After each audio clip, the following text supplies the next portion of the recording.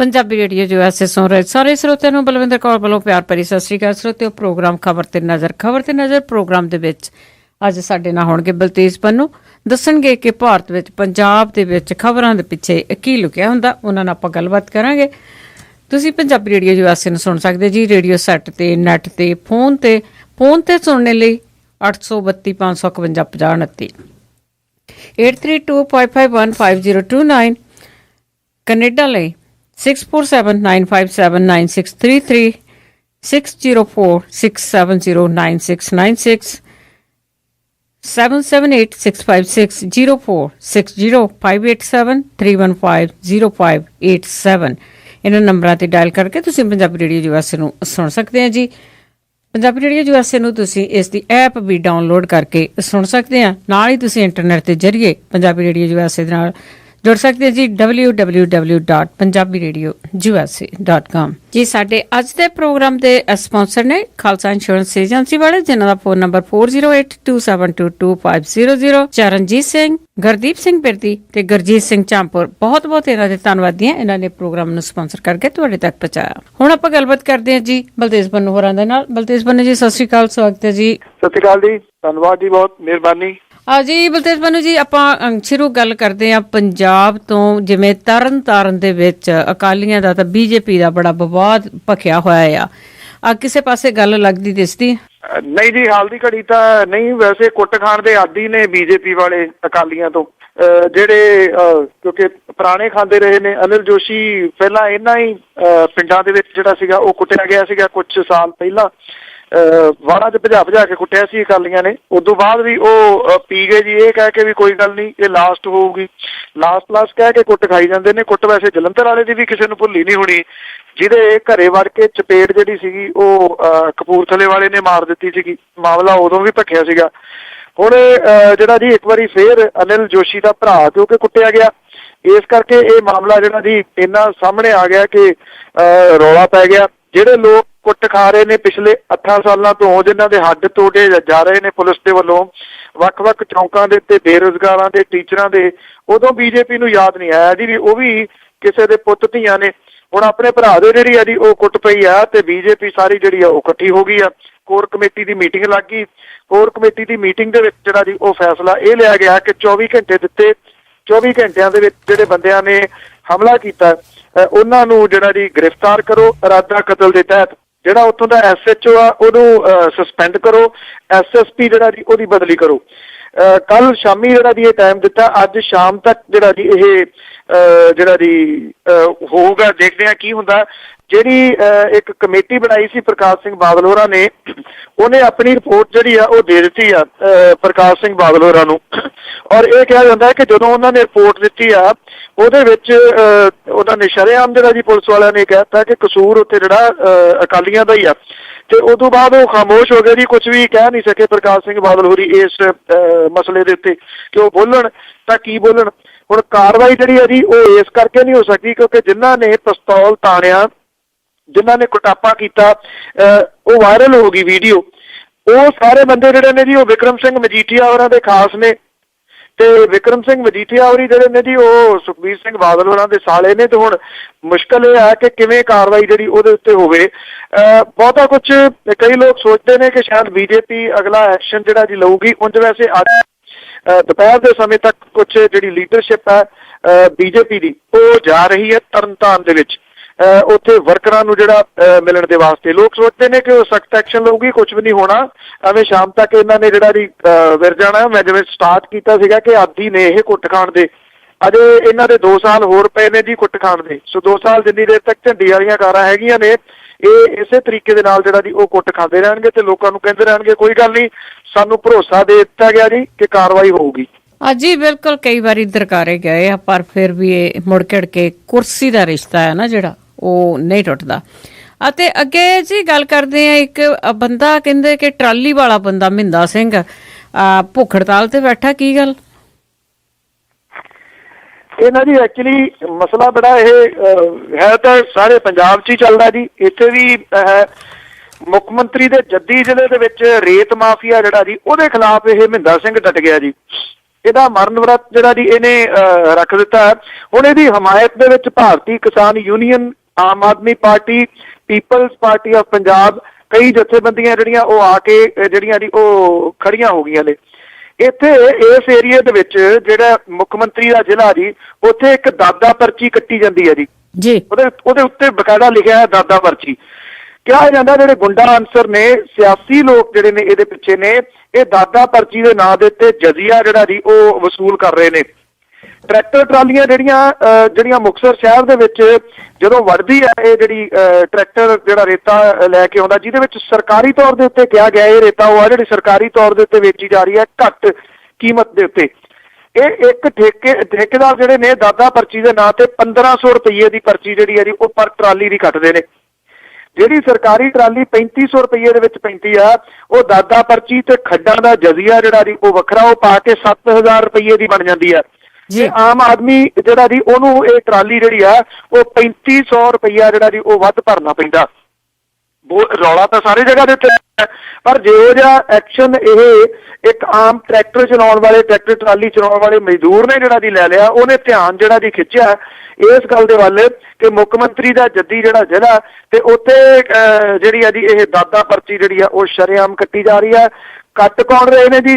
ਪਿੱਛੇ ਉਹਦੇ ਪੋਲੀਟੀਸ਼ੀਅਨ ਨੇ ਜੀ ਜਿਹੜੇ ਜਿਨ੍ਹਾਂ ਨੂੰ ਖੁੱਲ੍ਹ ਕੇ ਖੇਡਣ ਦਾ ਮੌਕਾ ਦਿੱਤਾ ਹੋਇਆ ਕਿ ਜਿੰਨੇ ਇਕੱਠੇ ਕੀਤੇ ਜਾਂਦੇ ਨੇ ਕਰ ਲਓ। ਹੁਣ ਤਾਂ ਜਿਹੜੇ ਇਹਨਾਂ ਨੇ ਮਗਰੇ ਕੁਝ ਹੋਰ ਜ਼ਿਆਦਾ ਤੇਜ਼ ਕਰਕੇ ਭਰਨੇ ਸ਼ੁਰੂ ਕਰ ਦਿੱਤੇ ਨੇ ਜੀ ਕਿ ਜਿੰਨਾ ਟਾਈਮ ਰਹਿ ਗਿਆ ਉਹਨੇ ਟਾਈਮ ਦੇ ਵਿੱਚ ਜਿੰਨੇ ਇਕੱਠੇ ਕਰਨੇ ਨੇ ਉਹ ਕਰ ਲਓ। ਸੋ ਜੇ ਹੋ ਸਕਿਆ ਕਿਸੇ ਦਿਨ ਤਾਂ ਮਹਿੰਦਰ ਸਿੰਘ ਦੇ ਨਾਲ ਗੱਲਬਾਤ ਸਰੋਤਿਆਂ ਦੀ ਵੀ ਕਰਾ ਦੇਣੀ ਜੀ।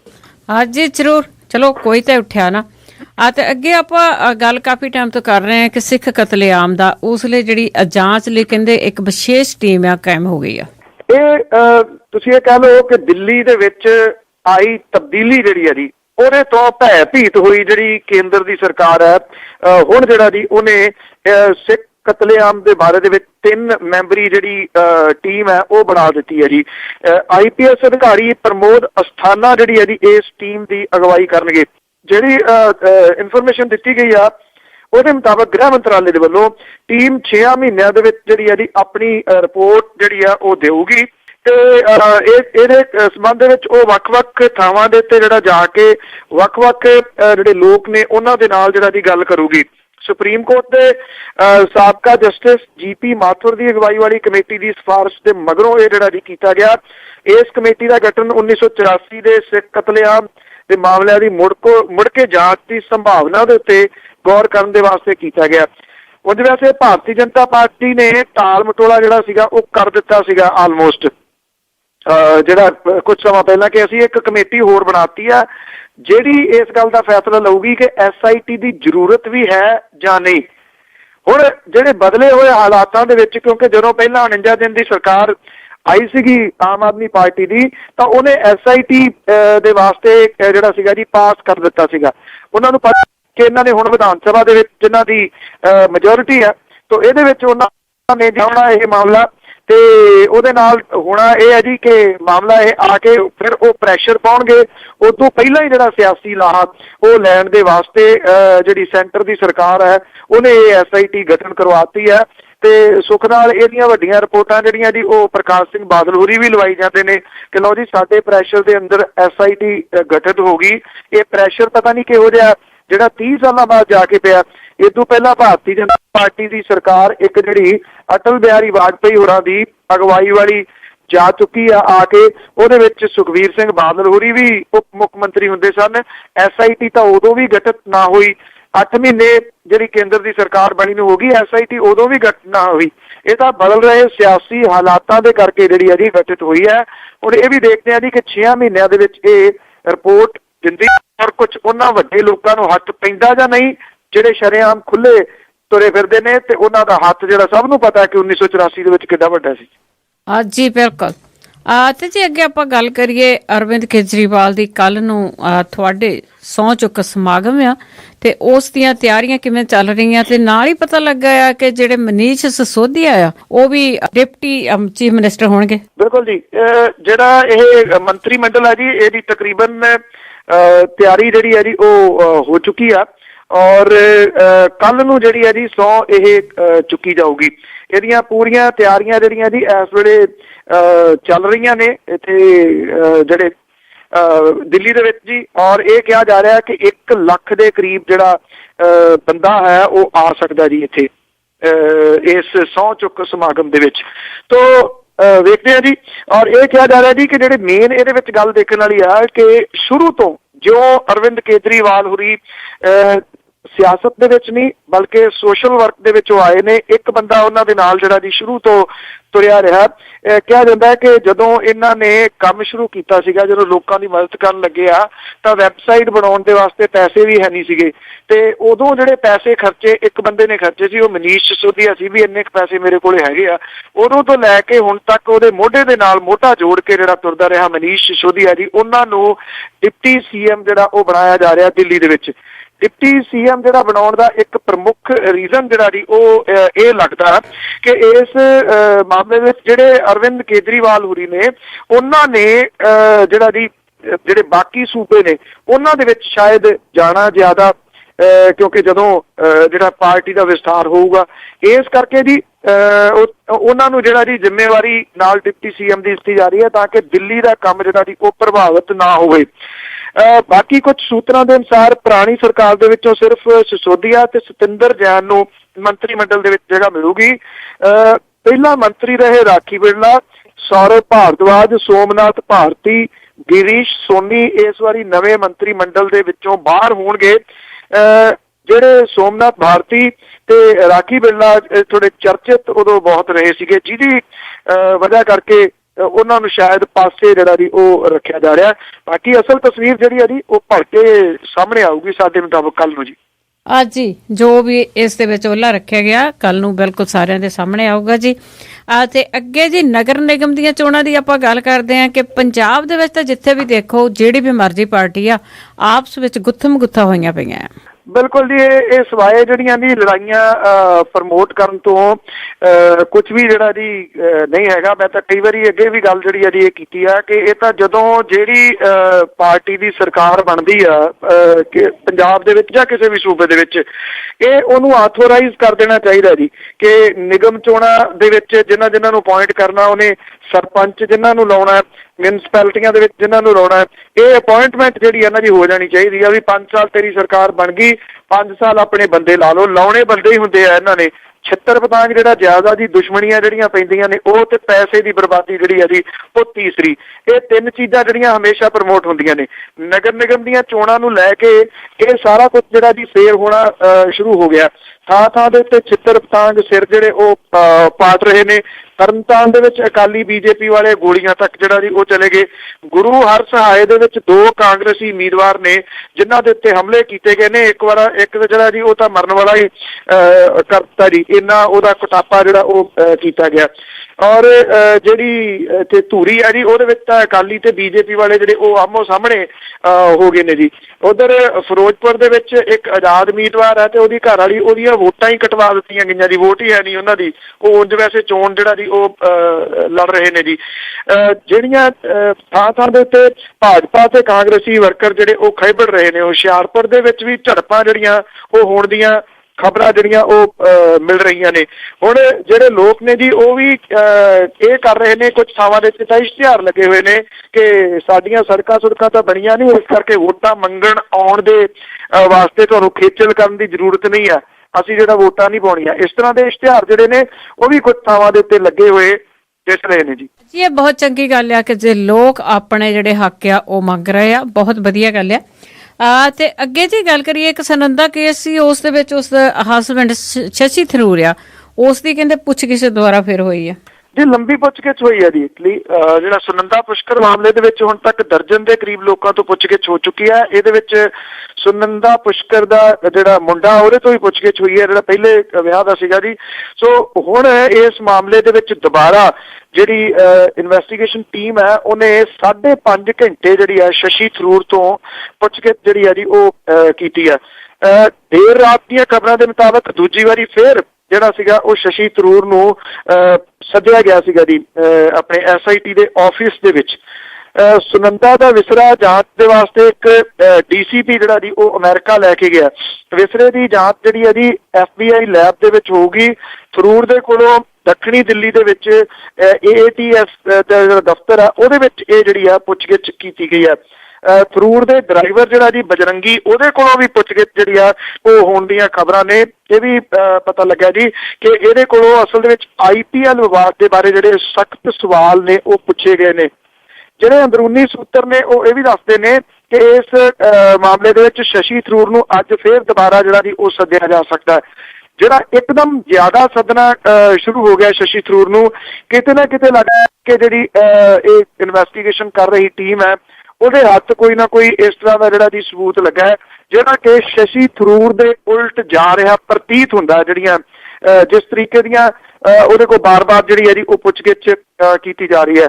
ਦੱਸਦੀ ਹੈ ਕਿ ਜਿਹੜੀ ਸੁਨੰਦਾ ਪੁਸ਼ਕਰ ਸੀਗੀ ਉਹਦੀ ਡੈਡ ਬੋਡੀ ਇੱਕ ਹੋਟਲ ਦੇ ਵਿੱਚੋਂ ਮਿਲੀ ਸੀਗੀ ਔਰ ਪਹਿਲਾਂ ਤਾਂ ਇਹਨੂੰ ਖੁਦਕੁਸ਼ੀ ਦਾ ਮਾਮਲਾ ਜਿਹੜਾ ਦੱਸਿਆ ਗਿਆ ਸੀਗਾ। ਬਾਅਦ ਦੇ ਵਿੱਚ ਪਤਾ ਲੱਗਾ ਕਿ ਉਹਦੇ ਪਿੰਡੇ ਦੇ ਉੱਤੇ ਕੁਝ ਨਿਸ਼ਾਨ ਸਨ ਜਿਹਦੇ ਕਰਕੇ ਜੀ ਇਹ ਮਾਮਲਾ ਬਾਅਦ ਦੇ ਵਿੱਚ ਲੱਗਿਆ ਕਿ ਸ਼ੱਕੀ ਆ।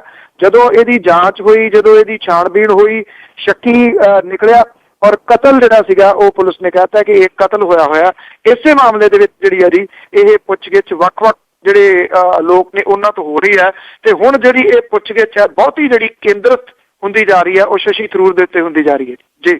ਤੇ ਜੀ ਅੱਗੇ ਗੱਲ ਕਰਦੇ ਪੰਜਾਬ ਸਰਕਾਰ ਦੀ, ਉਹ ਪਤਾ ਲੱਗਾ ਕਿ ਉਹਨਾਂ ਕੋਲ ਹਵਾਲਾਤੀਆਂ ਜੋਗੇ ਵੀ ਮੁਲਾਜ਼ਮ ਨਹੀਂ ਹੈਗੇ ਜੀ। ਇੱਕ ਪੁਰਾਣੀ ਪੰਜਾਬੀ ਦੀ ਕਹਾਵਤ ਹੁੰਦੀ ਸੀ ਜੀ, ਪੱਲੇ ਨਹੀਂ ਢੇਲਾ ਕਰਦੀ ਮੇਲਾ ਮੇਲਾ, ਉਹੋ ਜਿਹਾ ਕੁਛ ਹੀ ਹੈ ਜੀ। ਇਹ ਪੈਸੇ ਹੈਗੇ ਨੇ ਆਪਣੇ ਹੈਲੀਕਾਪਟਰਾਂ ਜੋਗੇ ਨੇ ਜੀ, ਆਪਣੇ ਜਿਹੜੇ ਵੱਡੇ ਵੱਡੇ ਕਾਫਲੇ ਚੱਲਦੇ ਨੇ ਉਹਨਾਂ ਜੋਗੇ ਨੇ, ਜਾਂ ਨੀਂਹ ਪੱਥਰ ਰੱਖਣ ਜੋਗੇ ਹੈਗੇ ਆ। ਔਰ ਇਸ ਵੇਲੇ ਜਿਹੜਾ ਹੈਰਾਨੀ ਜਨਕ ਜਿਹੜਾ ਖੁਲਾਸਾ ਉਹ ਪੰਜਾਬ ਸਰਕਾਰ ਨੇ ਪੰਜਾਬ ਹਰਿਆਣਾ ਹਾਈ ਕੋਰਟ ਦੇ ਵਿੱਚ ਕੀਤਾ ਜੀ, ਲਿਖਤੀ ਰੂਪ ਦੇ ਵਿੱਚ। ਇਹ ਉਹਨਾਂ ਨੇ ਇਕਬਾਲ ਕੀਤਾ ਜੀ, ਮੰਨਿਆ ਕਿ ਵੱਖ-ਵੱਖ ਮੁਕੱਦਮਾਂ ਦੇ ਵਿੱਚ ਬਹੁਤੀਆਂ ਤਰੀਕਾਂ ਦੇ ਉੱਤੇ ਵੱਡੀ ਗਿਣਤੀ ਦੇ ਵਿੱਚ ਹਵਾਲਾਤੀਆਂ ਨੂੰ ਹੇਠਲੀਆਂ ਅਦਾਲਤਾਂ ਦੇ ਵਿੱਚ ਪੇਸ਼ ਨਹੀਂ ਕੀਤਾ ਜਾ ਸਕਿਆ। ਉਹਨਾਂ ਨੇ ਕਿਹਾ ਕਿ ਕੁਝ ਹਵਾਲਾਤੀਆਂ ਨੂੰ 20 ਤੋਂ ਵੱਧ ਵਾਰੀ ਅਦਾਲਤਾਂ ਦੇ ਵਿੱਚ ਪੇਸ਼ ਨਹੀਂ ਕੀਤਾ ਗਿਆ। ਇਹ ਖਤਰਨਾਕ ਸਥਿਤੀ ਜਿਹੜੀ ਹੈ ਰਾਜ ਸਰਕਾਰ ਨੇ ਖੁਦ ਹਾਈ ਕੋਰਟ ਦੇ ਧਿਆਨ ਦੇ ਵਿੱਚ ਲਿਆਂਦੀ ਆ, ਜਿਹਨੇ ਪੰਜਾਬ ਪੁਲਿਸ ਦੇ ਡਾਇਰੈਕਟਰ ਜਨਰਲ ਨੂੰ ਕਟਹਿਰੇ ਦੇ ਵਿੱਚ ਖੜਾ ਕਰਤਾ। ਇਹਨੂੰ ਹਵਾਲਾਤੀਆਂ ਦੇ ਮੁੱਢਲੇ ਅਧਿਕਾਰਾਂ ਦੀ ਅਵਗਿਆ ਵੀ ਜਿਹੜੇ ਕਰਾਰ ਦਿੱਤੀ ਹੈ ਜੀ ਜਸਟਿਸ ਨਰੇਸ਼ ਕੁਮਾਰ ਸਾਂਘੀ ਨੇ। ਉਹਨਾਂ ਨੇ ਹੁਣ DGP ਨੂੰ ਇਹ ਕਿਹਾ ਕਿ ਹਲਫਨਾਮਾ ਦਿੱਤਾ ਜਾਵੇ ਇਸ ਮਾਮਲੇ ਦੇ ਉੱਤੇ। DGP ਨੂੰ ਜਿਹੜਾ ਜੀ ਕੁੜਕੀ ਦੇ ਵਿੱਚ ਲੈ ਲਿਆ ਅਦਾਲਤ ਨੇ। ਉਹਨੇ ਇਹ ਕਿਹਾ ਕਿ ਸਾਨੂੰ ਦੱਸੋ ਇਹ ਕਿ ਹਵਾਲਾਤੀਆਂ ਨੂੰ ਇੰਨੇ ਅਹਿਮ ਤੇ ਬੁਨਿਆਦੀ ਅਧਿਕਾਰ ਤੋਂ ਵਾਂਝਿਆ ਕਿਉਂ ਰੱਖਿਆ ਗਿਆ। ਫਸ ਗਈ ਜਿਹੜੀ ਹੈ ਜੀ ਪੰਜਾਬ ਪੁਲਿਸ ਇਸ ਕਰਕੇ ਕਿ ਪੰਜਾਬ ਸਰਕਾਰ ਲਗਾਤਾਰ ਦਾਅਵਾ ਕਰਦੀ ਆ ਰਹੀ ਹੈ ਕਿ ਇਹਨੇ ਰਾਜ ਦੇ ਵਿੱਚ ਡਰੱਗਸ ਦੀ ਅਲਾਮਤ ਜਿਹੜੀ ਆ ਉਹਨੂੰ ਨੱਥ ਪਾਉਣ ਦੀ ਲੜਾਈ ਤੇਜ਼ ਕੀਤੀ ਹੋਈ ਆ। ਤੇ ਇਹਦਾ ਇਕਬਾਲ ਆਪਣਾ ਜਿਹੜਾ ਜੀ ਮੰਨਣਾ ਇਹ ਦੱਸਦਾ ਹੈ ਕਿ ਪੁਲਿਸ ਦੇ ਵੱਲੋਂ ਜਿਨ੍ਹਾਂ ਨੂੰ ਜੇਲ੍ਹਾਂ ਦੇ ਵਿੱਚ ਡੱਕਿਆ ਗਿਆ ਉਹਨਾਂ ਲਈ ਨਿਆਂ ਦੂਰ ਦੀ ਗੱਲ ਹੈ। ਜਸਟਿਸ ਸਾਂਘੀ ਨੇ ਇਹ ਹੁਕਮ ਜਿਹੜਾ ਸੋਨੂ ਨਾਗਰਾ ਨਾਂ ਦਾ ਇੱਕ ਵਿਅਕਤੀ ਆ ਜਿਹਦੀ ਜ਼ਮਾਨਤ ਦੀ ਅਰਜ਼ੀ ਦੇ ਉੱਤੇ ਦਿੱਤੇ ਨੇ ਜੀ। ਕਪੂਰਥਲੇ ਦੀ ਮਾਡਰਨ ਜੇਲ੍ਹ ਦੇ ਵਿੱਚ ਬੰਦ ਕੀਤੇ ਜਾਣ ਤੋਂ ਪਹਿਲਾਂ ਅਕਤੂਬਰ 2012 ਦੇ ਵਿੱਚ ਉਹਦੇ ਵਿਰੁੱਧ NDPS ਐਕਟ ਦੇ ਤਹਿਤ ਕੇਸ ਦਰਜ ਕੀਤਾ ਗਿਆ ਸੀਗਾ ਜੀ। ਸੋਨੂ ਘੱਟੋ ਘੱਟ 15 ਵਾਰੀ ਹੇਠਲੀ ਅਦਾਲਤ ਦੇ ਵਿੱਚ ਪੇਸ਼ ਨਹੀਂ ਕੀਤਾ ਗਿਆ। 700 ਕੈਦੀਆਂ ਨੂੰ ਪੁਲਿਸ ਲਾਈਨ ਤੋਂ ਪੁਲਿਸ escort ਨਾ ਮਿਲਣ ਕਰਕੇ ਪੇਸ਼ੀਆਂ ਦੇ ਉੱਤੇ ਨਹੀਂ ਲਿਜਾਇਆ ਜਾ ਸਕਿਆ ਜੀ। ਇੱਕ ਕੇਸ ਦੇ ਵਿੱਚ ਡਾਕਟਰੀ ਆਧਾਰ ਤੇ 15 ਹਵਾਲਾਤੀ ਵੱਖ-ਵੱਖ ਅਦਾਲਤਾਂ ਦੇ ਵਿੱਚ ਚੱਲਦੇ ਕੇਸਾਂ ਦੀ ਤਰੀਕਾ ਰਲਣ ਕਰਕੇ ਪੇਸ਼ ਨਹੀਂ ਹੋ ਸਕੇ ਜੀ।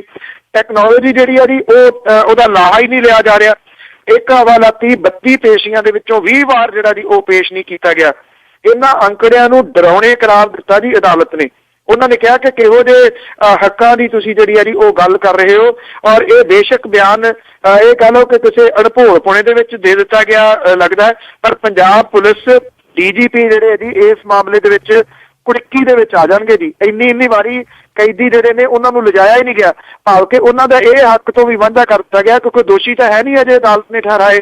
ਉਹਨਾਂ ਨੂੰ ਤਰੀਕ ਭੁਗਤਣ ਦੇ ਵਾਸਤੇ ਪੇਸ਼ੀ ਦੇ ਵਾਸਤੇ ਵੀ ਜਿਹੜਾ ਜੀ ਉਹ ਨਹੀਂ ਲਿਜਾਇਆ ਜਾ ਰਿਹਾ ਜੀ।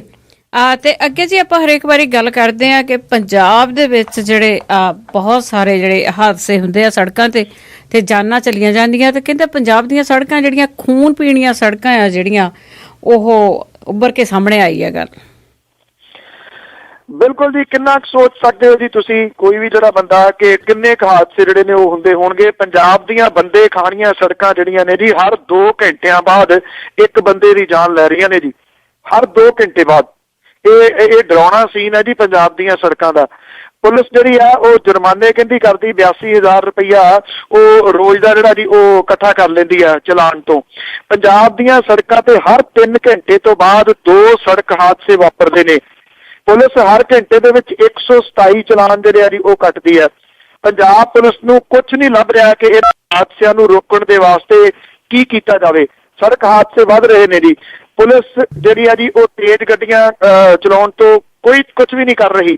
ਸ਼ਰਾਬ ਪੀ ਕੇ ਗੱਡੀ ਚਲਾਉਣੀ, ਮੋਬਾਈਲ ਫੋਨ ਜਿਹੜਾ ਜੀ ਉਹ ਇੱਕ ਵੱਡਾ ਕਾਰਨ ਜਿਹੜਾ ਇਹਨਾਂ ਦੇ ਵਿੱਚ ਬਣ ਰਿਹਾ। ਅਕਸਰ ਵੇਖਿਆ ਜਾ ਸਕਦਾ ਬੱਸ ਡਰਾਈਵਰ ਜਿਹੜੇ ਉਹ ਸੈੱਲ ਫੋਨ ਕੰਨ ਨੂੰ ਲਾਇਆ ਹੁੰਦਾ ਜੀ, ਅੰਦਰ ਸਵਾਰੀਆਂ ਸੱਟ ਲੱਦੀਆਂ ਤੇ ਸੜਕਾਂ ਦੇ ਉੱਤੇ ਆਠੇ ਬਣਾਉਂਦੇ ਜਾਂਦੇ ਹੁੰਦੇ ਆ ਜੀ। ਪੰਜਾਬ ਪੁਲਿਸ ਦੇ ਜਿਹੜੇ ਅੰਕੜੇ ਨੇ ਉਹ ਦੱਸਦੇ ਨੇ ਕਿ ਪਿਛਲੇ ਸਾਲ 5431 ਸੜਕ ਹਾਦਸਿਆਂ ਦੇ ਵਿੱਚ 4312 ਲੋਕਾਂ ਦੀ ਮੌਤ ਜਿਹੜੀ ਆ ਹੋਈ ਹੈ। 3431 ਲੋਕ ਜਿਹੜੇ ਨੇ ਉਹ ਜ਼ਖਮੀ ਹੋਏ ਨੇ ਜੀ। ਦੂਜੇ ਪਾਸੇ ਪੁਲਿਸ ਨੇ ਚਲਾਨ ਕੱਟ ਕੇ ਜਿਹੜਾ ਜੀ 11 ਲੱਖ ਤੇ 8,000 ਰੁਪਈਆ ਜਿਹੜਾ ਜੀ ਉਹ 11 ਲੱਖ 8,000 ਚਲਾਨ ਜਿਹੜਾ ਜੀ ਉਹ ਕੱਟ ਕੇ ਕੋਈ ਜਿਹੜਾ 36 ਕਰੋੜ 7 ਲੱਖ 70,000 ਰੁਪਈਆ ਜਿਹੜਾ ਜੀ ਉਹ ਵਸੂਲਿਆ। ਜਿਹੜੀ ਪੁਲਿਸ ਹੈ ਜੀ ਉਹ ਤਕਰੀਬਨ 336 ਵਹੀਕਲਸ ਦੇ ਚਲਾਨ ਜਿਹੜੇ ਆ ਉਹ ਰੋਜ਼ ਕੱਟ ਕੇ ਜਿਹੜਾ ਜੀ ਉਹ ਜੁਰਮਾਨਾ ਜਿਹੜਾ ਜੀ ਉਹ 9,88,000 ਰੁਪਈਆ ਉਹ ਬਣਾਉਂਦੀ ਆ। ਸੜਕ ਹਾਦਸਿਆਂ ਦੇ ਵਿੱਚ ਰੋਜ਼ 12 ਮੌਤਾਂ ਹੋ ਰਹੀਆਂ ਨੇ ਜੀ। ਸੜਕ ਹਾਦਸਿਆਂ ਦੇ ਮਾਮਲੇ ਵਿੱਚ ਪੁਲਿਸ FIR ਦਰਜ ਕਰਨ ਦੀ ਥਾਂ ਸਮਝੌਤੇ ਕਰਾਉਂਦੀ ਆ, ਜਿਹਦੇ ਕਰਕੇ ਸੜਕ ਹਾਦਸਿਆਂ ਦੀ ਅਸਲ ਗਿਣਤੀ ਕਿਤੇ ਵੱਧ ਹੈ। ਇਹ ਅੰਦਾਜ਼ਾ ਕਿਹਾ ਜਾ ਰਿਹਾ ਕਿ 15 ਬੰਦੇ ਨੇ ਜਿਹੜੇ ਉਹ ਰੋਜ਼ ਪੰਜਾਬ ਦੀਆਂ ਸੜਕਾਂ ਦੇ ਉੱਤੇ ਔਨ ਦੀ ਸਪੌਟ ਮਰਦੇ ਨੇ। ਜਿਹੜਾ ਇਹਦੇ ਵਿੱਚ ਇਸ਼ਾਰਾ ਕੀਤਾ ਗਿਆ ਜੀ ਉਹ ਬਿਲਕੁਲ ਦਰੁਸਤ ਹੈ। ਪੁਲਿਸ ਕਹਿੰਦੀ ਆ ਚਲੋ ਬੰਦਾ ਮਰਨ ਵਾਲਾ ਮਰ ਗਿਆ ਤੇ ਹੁਣ ਤੁਸੀਂ ਸਮਝੌਤਾ ਕਰ ਲਓ। ਮਰਦੇ 2 ਵੀਲਰ ਵਾਲੇ ਨੇ ਜੀ ਜ਼ਿਆਦਾ, ਜਿਹੜੇ ਨੇ ਸਾਈਕਲਾਂ ਵਾਲੇ ਮਰਦੇ ਨੇ, ਗਰੀਬ ਨੇ। ਇਸ ਕਰਕੇ ਪੁਲਿਸ ਦੇ ਥੱਲੇ ਸਮਝੌਤਾ ਵੀ ਕਰ ਲੈਂਦੇ ਨੇ। ਬੰਦਾ ਤਾਂ ਚਲੇ ਗਿਆ, ਚਲੋ ਹੁਣ ਜਿਹੜਾ ਲੱਖ 1.5 ਲੱਖ ਮਿਲਦਾ ਉਹ ਲੈ ਲਓ। ਇਸ ਕਰਕੇ ਜੇ ਅਸਲ ਗਿਣਤੀ ਜਿਹੜੀ ਆ ਉਹ ਸਾਹਮਣੇ ਕਿਤੇ ਆ ਜਾਵੇ ਸਮਝੌਤਿਆਂ ਵਾਲੀ ਤਾਂ ਲੂ ਕੰਡੇ ਖੜੇ ਕਰਨ ਵਾਲੀ ਆ। ਤਾਂ ਫਿਰ ਦੱਸਣਾ ਇਹ ਔਨ ਦੀ ਸਪੌਟ ਜਿਹੜੀਆਂ ਡੈਥ ਨੇ। ਜਿਹੜਾ ਬੰਦਾ ਹਸਪੀਟਲ ਦੇ ਵਿੱਚ ਚਲੇ ਗਿਆ, ਦੂਜੇ ਦਿਨ ਡੈਥ ਹੋਈ, ਤੀਜੇ ਦਿਨ ਡੈਥ ਹੋਈ, 15ਵੀਂ ਦਿਨ ਡੈਥ ਹੋਈ, ਉਹ ਡੈਥ ਇਹਦੇ ਵਿੱਚ ਸ਼ਾਮਲ ਨਹੀਂ ਗਿਆ। ਹੈਰਾਨੀ ਵਾਲੀ ਗੱਲ ਇਹ ਹੈ ਕਿ ਪੰਜਾਬ ਦੀ ਕਿਸੇ ਸਿਆਸੀ ਪਾਰਟੀ ਦੇ ਕੰਨ ਦੇ ਉੱਤੇ ਜੂੰ ਨਹੀਂ ਸਰਕਦੀ ਇਸ ਮਾਮਲੇ ਦੇ ਵਿੱਚ।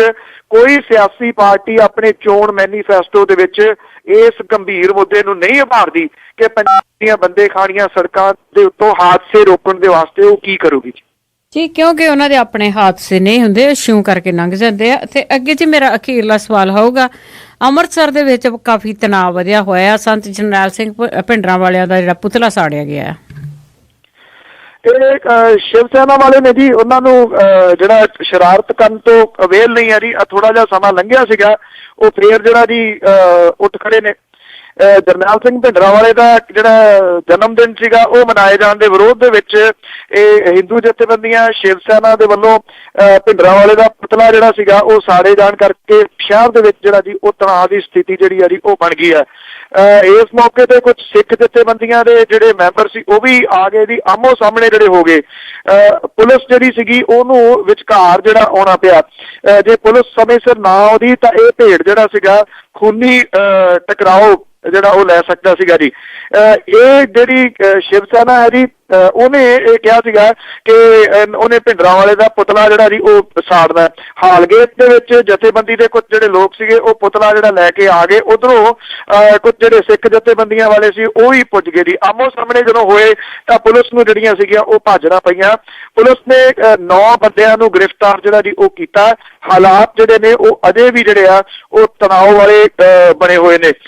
ਜਿਹੜੇ ਅਕਾਲ ਤਖਤ ਦੇ ਜਥੇਦਾਰ ਨੇ ਗਿਆਨੀ ਗੁਰਬਚਨ ਸਿੰਘ ਹੋਰੀ, ਉਹਨਾਂ ਨੇ ਸਿੱਖ ਜਥੇਬੰਦੀਆਂ ਦੇ ਜਿਹੜੇ ਕਾਰਕੁਨ ਨੇ ਉਹਨਾਂ ਨੂੰ ਹਿਰਾਸਤ ਦੇ ਵਿੱਚ ਲੈਣ ਦਾ ਵਿਰੋਧ ਕੀਤਾ ਜੀ। ਉਹ ਇਹ ਕਿਹਾ ਕਿ ਜਿਹੜੇ ਪੁਤਲਾ ਸਾੜਨ ਆਏ ਸੀਗੇ ਉਹਨਾਂ ਨੂੰ ਜਿਹੜਾ ਜੀ ਉਹ ਹਿਰਾਸਤ ਦੇ ਵਿੱਚ ਲਿਆ ਜਾਣਾ ਚਾਹੀਦਾ।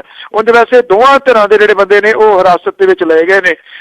ਦਮਦਮੀ ਟਕਸਾਲ ਦੇ 7 ਤੇ ਸ਼ਿਵ ਸੈਨਾ ਦੇ 2 ਵਿਅਕਤੀ ਨੇ ਜਿਨ੍ਹਾਂ ਨੂੰ ਮਾਮੂਲੀ ਧਾਰਾ 157 ਸਭ ਤੋਂ ਨਿਕੰਮੀ ਧਾਰਾ ਕਹੀ ਜਾਂਦੀ ਹੈ, ਉਹਦੇ ਤਹਿਤ ਇਹਨਾਂ ਦੀਆਂ ਜਿਹੜੀਆਂ ਜੀ ਉਹ ਗ੍ਰਿਫਤਾਰੀਆਂ ਹੋਈਆਂ। 157 ਦੀ ਜਿਹੜੀ ਜ਼ਮਾਨਤ ਹੈ ਉਹ ਥਾਣੇ ਦੇ ਵਿੱਚ ਬੈਠਾ ਹੋਇਆ ਮੁਨਸ਼ੀ ਵੀ ਲੈ ਲੈਂਦਾ ਜੀ। ਅਦਾਲਤ ਦੇ ਵਿੱਚ ਵੀ ਜਾਣ ਦੀ ਜ਼ਰੂਰਤ ਨਹੀਂ ਹੈ ਜੀ।